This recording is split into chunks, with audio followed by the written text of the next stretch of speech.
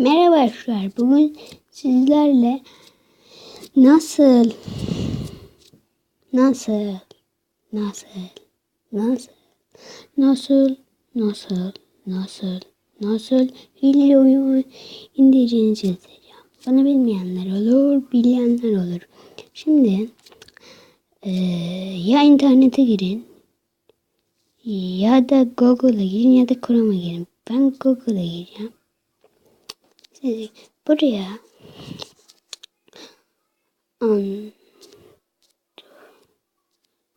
Android oyun kulübü yazın. Android oyun kulübü girin arkadaşlar. Android oyun kulübü böyle bir şey. Haftanın önleri. Bu yeni gelen Point Blank. Buradan istediğiniz oyunu indirin. Mesela burada da şeyler var işte. Ben hangisini indireceğim? Şunu indirebilirim. Yok, bunu sevmediğim. Bunu sevmiyorum da. Ben seni geç. Ooo! Rockstar! Of ye! Bu internetli mi oynanıyor? O kavan dursun. Rockstar'ı indireceğim. Gelmiş. Bu ne arkadaşlar? Buna basın. Ondan sonra doladı. Burada aşağı inin. Burada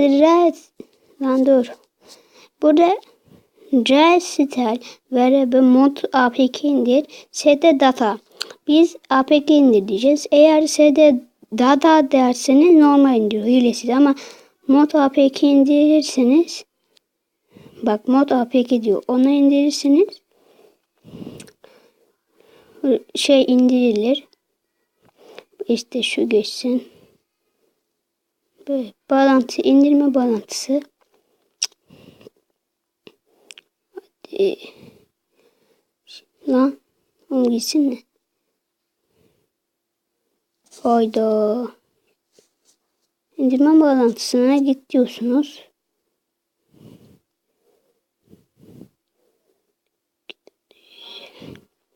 İndirme bağlantısına geç. Yeşil butona basıyorsunuz da. Hadi. Bu arada Clash of Clans'ın duyurusunu yapayım. Clash of Clans'ı oynayacağız arkadaşlar.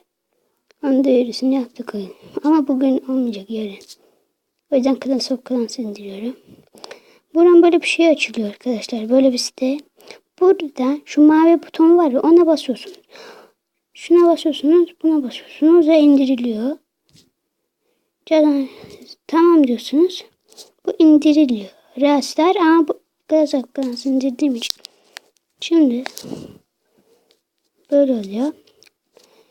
Şimdi Restyle indirince arkadaşlar dosyalarına giriyorsunuz.